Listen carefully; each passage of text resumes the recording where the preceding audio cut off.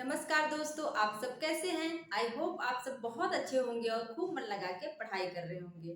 दोस्तों, आज का जो हमारा टॉपिक है बहुत ही महत्वपूर्ण है। इसको आप लोग ध्यान से पढ़ना और इन सारी चीज़ों को हम क्या करेंगे, ट्रिक के माध्यम से याद करेंगे। और हाँ, अगर आप मेरे चैनल पर नए हैं तो चैनल को सब्सक्राइब कर लीजिए, क्योंकि हम यहाँ पे बहुत ही बेहतरीन तरीके से पढ़ते हैं। तो आइए हम देखते हैं क्या है। बिहारी सतसई के टीकाकार। बिहारी सतसई अपने आप में एक अनुपम रचना है, एक बहुत ही प्रसिद्ध रचना है जो बिहारी की है, सभी को पता है। और एक ही रचना करके ये प्रसिद्ध हो गए, उन्होंने और कोई रचना नहीं की। बिहारी सतसई में पूछा जाता है कि कितने दोहे हैं, तो दोहा और सोठा को मिला के वैसे 713 दोहे हैं और 6 सोठे को मिला के उसमें 719 टोटल दोहे माने जाते हैं। तो इस तरह से सभी आलोचकों के अपने अपने मत हैं। कोई 13 मानता है, कोई 19 मानता है, कोई 20 भी मानता है। तो इस तरह से वो अलग टॉपिक है, लेकिन ये जो हमारा टॉपिक है ये बहुत इंपॉर्टेंट है। टीका क्या है? टीका मतलब टीकाएं पूछी जाती हैं कि बिहारी सतसई पे रामचरितमानस के बाद दूसरी ऐसी रचना है जिसपे सबसे ज्यादा टीकाएं लिखी गई। तो यहाँ पे जो टीका है और टीकाकार और उसमें कौन सा छंद प्रयोग हुआ है उसको हमने लिख दिया है। कहीं ना कहीं आप उठा के देखेंगे प्रीवियस ईयर, उसमें जो है क्वेश्चन पूछा गया है। अब देखते हैं, सूरत मिश्र है। सूरत मिश्र की जो टीका है बिहारी की, वो है अमर चंद्रिका।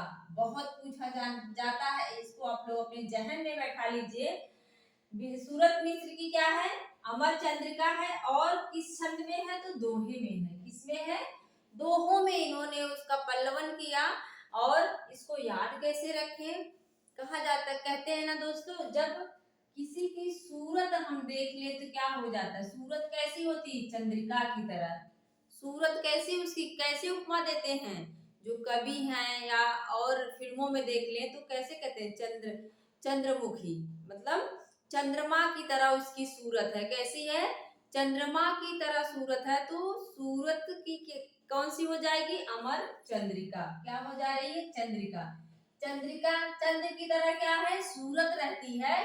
तो सूरत मिश्र की अमर चंद्रिका टीका हो जाएगी। और ये इसमें है, दोहों में है। इसके बाद है लल्लू लाल। ये एमबीएस में पूछा हुआ क्वेश्चन है। मैं उस समय एग्जाम दी थी, लेकिन मुझे याद नहीं था कि उनकी टीका है लाल चंद्रिका।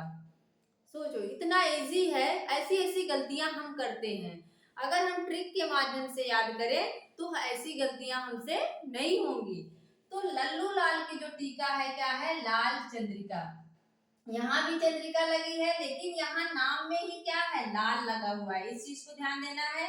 यहाँ याद कराया, चंद्रिका सूरत की कैसी होनी चाहिए? चंद्रमा के समान होनी चाहिए, जो अमर है। क्या है? सूरत क्या है? चंद्रमा के समान अमर है, ऐसे याद कर लो। और यहाँ जो चंद्रिका है इसमें लाल आगे लगा हुआ है, तो कंफ्यूजन नहीं होना है। लाल लाल चंद्रिका नाम से ही है। अंबिका दत्त व्यास। जो अंबिका दत्त व्यास हैं, इनकी भी टीका बहुत पूछी जाती है। बिहारी विहार। किस नाम से है? बिहारी विहार। और छंद भी पूछा जाता है, तो रोला छंद। किसमें? रोला छंद में इन्होंने लिखा। और अब इसको याद कैसे रखें? अंबिका के पास आप कब जाते हैं? जब आप हार जाते हैं। क्या है? बिहारी विहार, मतलब बिहारी। यहाँ भी हार गए और यहाँ भी हार गए। यहाँ हार निकाल लो, यहाँ हार निकाल लो। जब आप बार बार हार जाओगे तो किसके पास जाओगे? भगवान को याद करोगे। किसको? अंबिका जी को। किसको याद कर रहे हो? माता जी को, अंबिका जी को याद कर रहे हो। जब आप बार बार हार जाते हो तो बिहारी बिहार किसकी हो जाएगी? अंबिका दत्त व्यास। इसके बाद है पदम सिंह शर्मा, जिन्होंने तुलनात्मक पद्धति का प्रयोग करते हुए लिखा संजीवनी भाष्य। क्या लिखा? संजीवनी भाष्य लिखा। जो तुलनात्मक पद्धति मतलब देव बड़े की बिहारी, बिहारी बड़े की देव, ये जो पद्धति थी इन्होंने उसका प्रयोग किया। और क्या नाम लिखा? किस नाम से? संजीवनी भाष्य के नाम से। और पद्म सिंह शर्मा। पद्म मतलब होता है क्या? कमल। क्या होता है? कमल। और कमल कैसा होता है? कमल से बहुत सारी औषधियां बनती हैं, बहुत सारे प्रोडक्ट बनते हैं। तो कमल हमारे लिए कैसा है, क्या है? संजीवनी की तरह है। क्या है? पद्म हमारे लिए क्या है? संजीवनी की तरह काम करता है। तो संजीवनी भाष्य किसका हो जाएगा? पद्म सिंह शर्मा का। इसके बाद है आनंदी लाल शर्मा, इनकी भी पूछी गई है फिरंगे ससई, जो कि फारसी भाषा में है। नाम में भी फा है और भाषा में भी फा है। तो फिरंगे ससई की भाषा अगर पूछता है तो आप लोग बताओगे फारसी भाषा में, और इसके टीकाकार जो है वो आनंदी लाल। याद ऐसे रखना है कि जो आनंद में रहते हैं वो क्या घूमते फिरते रहते हैं। जो फिरंगी थे, जो अंग्रेज थे, फिरंगी जिसको कहा जाता था, वो क्या करते थे? घूमते टहलते रहते थे, बड़े आनंद में रहते थे। जो फिरंगी रहते थे क्या? बड़े आनंद में रहते हैं। आनंदी लाल फिरंगे सतई। इसके बाद है जगन्नाथ दास रत्नाकर, इनका नाम में ही है, इनका नाम बिहारी रत्नाकर है और जगन्नाथ दास रत्नाकर का क्या है? बिहारी रत्नाकर है। तो इसमें कंफ्यूजन नहीं होना चाहिए क्योंकि इन्होंने अपने नाम में ही रख दिया है रत्नाकर। तो इस यह खड़ी बोली की सर्वश्रेष्ठ, अगर पूछे कि हिंदी में खड़ी बोली की सर्वश्रेष्ठ टीका कौन सी है, तो किसे बताएंगे आप? बिहारी रत्नाकर को। किसको बताएंगे? रत्नाकर को। सर्वश्रेष्ठ वही होगा जिसके पास रत्न होगा, ऐसे याद कर लो। सर्वश्रेष्ठ इस समय वही होगा जिसके पास पैसा है, जो अमीर है, जिसके पास रत्न है, वही क्या है? वही सर्वश्रेष्ठ है। तो बिहारी रत्नाकर की सर्वश्रेष्ठ टीका। मुंशी देवी प्रसाद प्रीतम, इनका बहुत पूछा गया है। गुलदस्त बिहारी, और जो भाषा है इनकी क्या है? उर्दू में है। क्या है? उर्दू में इन्होंने अपनी टीका लिखा गुलदस्त बिहारी नाम से।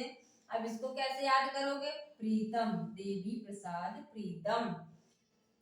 प्रीतम को आप क्या देते हो? गुलदस्ता देते हो ना। प्रीतम को क्या दिया जाता है? गुलदस्ता। और देवी के प्रसाद में भी गुलदस्ता समझ लो चढ़ाया जाता है, फूल चढ़ाया जाता है। तो ऐसे भी याद कर सकते हो, देवी को प्रसाद के रूप में गुलदस्ता चढ़ाया जाता है, या फिर प्रीतम से भी याद कर सकते हो। हम अपने प्रीतम को क्या देते हैं? गुलदस्ता देते हैं, उनको खुश करने के लिए गुलदस्ता देते हैं। और किस भाषा में है? तो ये उर्दू में है।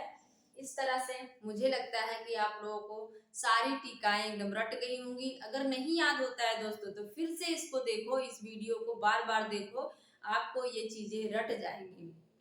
और हाँ, और वीडियो को शेयर जरूर कर दीजिएगा, क्योंकि हिंदी में यही समस्या होती है, इतनी सारी रचनाएं हैं, इतने सारे तथ्य हैं, कैसे याद किया जाए।